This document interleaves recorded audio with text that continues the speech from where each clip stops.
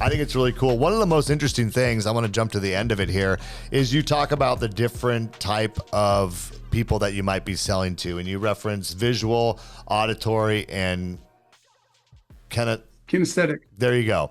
And I hadn't heard it put that way before, but you lay out in here like words that they might use, like, if they use the word like, I hear you, they might be more auditory, or I see what you're saying, they might be more visual, and there's some clues that you might be able to get about how people learn, how people will digest information, and then pivoting your sales strategy a little bit to align with what works best for them.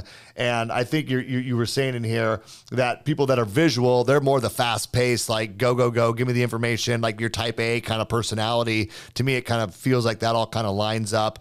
And, the more visual, the more auditory people, maybe you're leaving voice text for them, where they can listen to your voice, listen to what you're saying.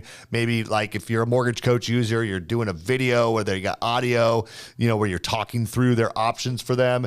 And then you got your kinesthetic. Am I saying that right? Yep. People that want to see it, they want to feel it, they want to visually review it. They're a little slower to make decisions, but give them a graph, give them the charts, give them the data to research. This seems very basic, but I love the way that you laid it out here. And it's something that I think all salespeople should think about, is we all know there's different types of personalities, but I love just these three and how you gave some, key words to look for, some key behaviors, some key attributes, how to sell to them.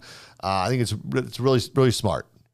It's brain language, and it's NLP, neuro linguistic programming. It's been around for a really long time, but when you're doing phone sales, even if you're face to face with somebody, it's about building rapport, and it's understanding how that person across the table from you, how they intake information and how their brain processes it. We say it all the time. Hey, you're not listening to me. You're not hearing what I'm saying.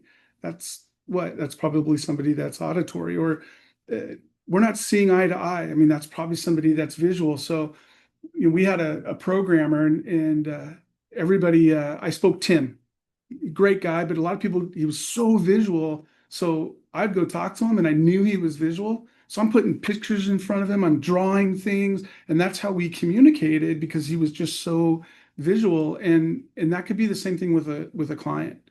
When you're talking to a client, if they are visual, they need to see it. You need to get it to them in writing. You need to spell it out for them.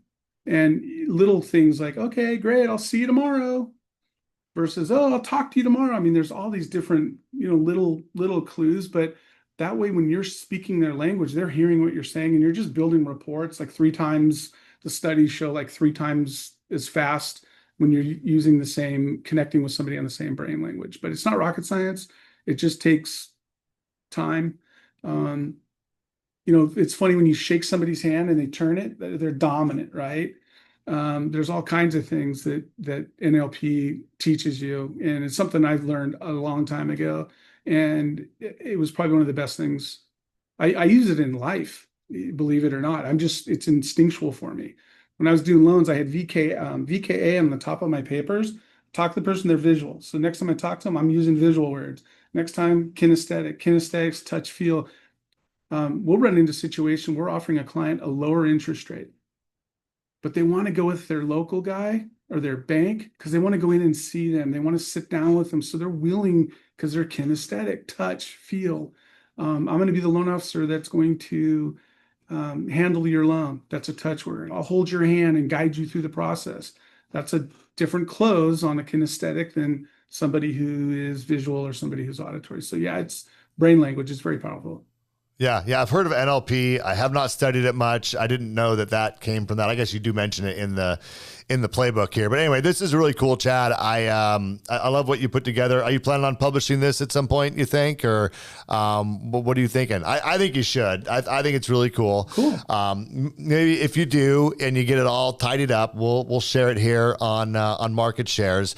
But look, for our audience, I hope you enjoyed this conversation, because Chad, you're awesome. There's so much more we probably could have talked about today. But I hope that just getting a peek into like I said before, there's lots of way of doing mortgage origination, and Chad works really closely with Consumer Direct guys. I think it's fascinating. As much as I've always been a retail guy, I'm passionate about retail, and, for so long, I just wanted to put blinders on to what even happened in the Consumer Direct world. But I think we're in a day and age where you can't do that anymore. I think even understanding the consumer behavior and why it blows me away when I think about how many leads these guys purchase, which I'm not even going to get into those numbers, but they would blow your mind away, the amount of leads. And just the fact that those leads are available tells me you have consumers out there blindly putting their information into websites that become these leads that people purchase. And look, I get there's funnels and there's tricks and there's mouse traps, as you said, but that has to tell you something alone about where consumers are at today and their willingness to start their journey online, give their information online. And we have to really, as retail guys, hone our skills and differentiate ourselves. And the best way to do that is to understand, the consumer behavior. And I got to say, what you guys do on your side of the business is you really take that to a science. I mean, the margin of Consumer Direct is, it's a fine line when you're spending money on leads and obviously you have competitive interest rates and you have all the things you got to weigh. You got to get the numbers right. And so it's fascinating. It's a much more data and I would say scientific approach to our industry. But I think if you are a well-rounded loan officer, you should understand all of it and do know that whether we like it or not, more and more consumers, especially the younger generation, will start their journey online when it comes to their mortgage. And as Chad said, 78% of them will start that journey before they have a real estate agent. So how do you tap into that segment of the business?